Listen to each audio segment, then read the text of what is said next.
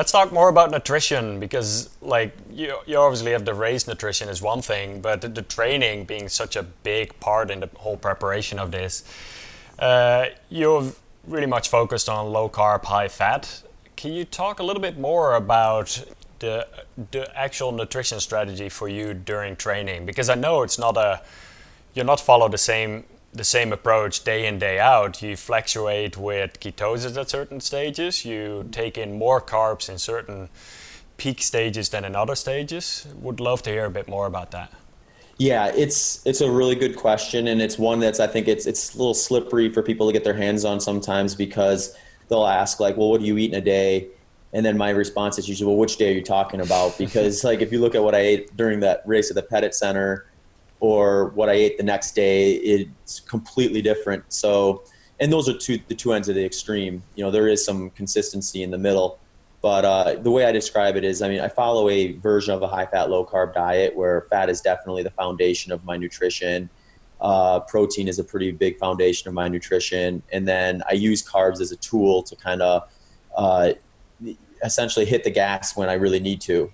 So I view carbs probably the same way as a lot of people would maybe view caffeine, where if you think about it, like if I'm drinking a cup of coffee in the morning, I'm going to get a nice little energy burst from that. And it's going to do what it does do if I do that on routine. Now, if I decided one afternoon to have a second cup of coffee, I could probably get another energy burst from that. Now, compare that to like, say someone who's drinking 4 cups of coffee in the morning routinely. You give them a fifth cup of coffee in the afternoon, they might hardly even notice that. You know, so I'm kind of working from that same basic principle where I'm getting fat adapted enough so I can really lean on that as the foundation of my metabolism. But I'm not doing it, I'm not sliding that scale so far over so that carbs are out of the option window either. I definitely want those as a tool when I need it. And that's worked really well for me. So, you know, the majority of my work is done aerobically, so I can do a lot of stuff burning high levels of fat.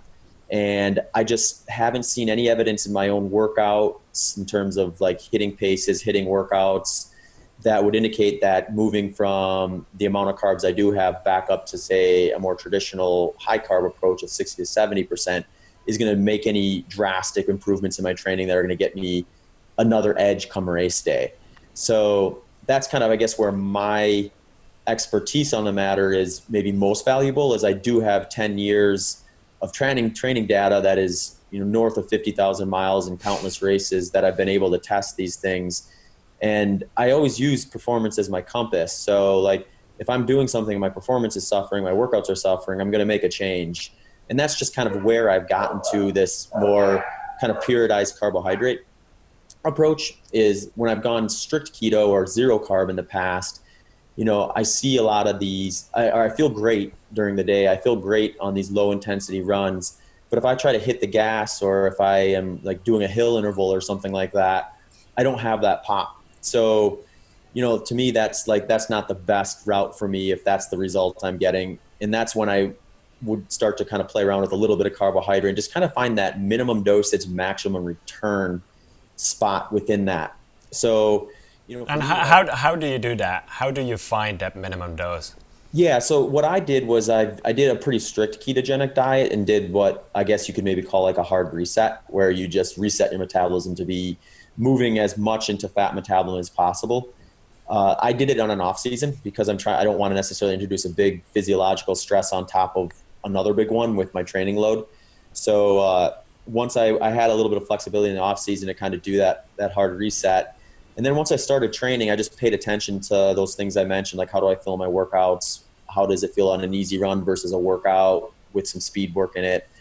And then it's just kind of like inching it up a little bit. So let's say I'm following a strict ketogenic diet, I'm hitting 30 to 50 grams of carbohydrate per day, and I notice I'm a little flat on those peak days. Well, my next step then is just going to be, let's up the carbohydrate a little bit and see if I get that pop back. And once I get it back, you know, if I'm hitting the workout I need to hit, there's no reason for me to take more of it to try to run faster than my intended goal.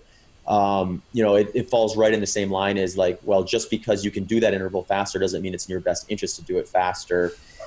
So I find that spot where I know I need to be in terms of getting the training stimulus I'm looking for. And once I get to that, I flex whatever nutrients I need to kind of to get me to that place. And that just happens to have been a little bit of carbohydrate, but not a whole lot relative to what you're going to see a lot of people doing on a high carb approach.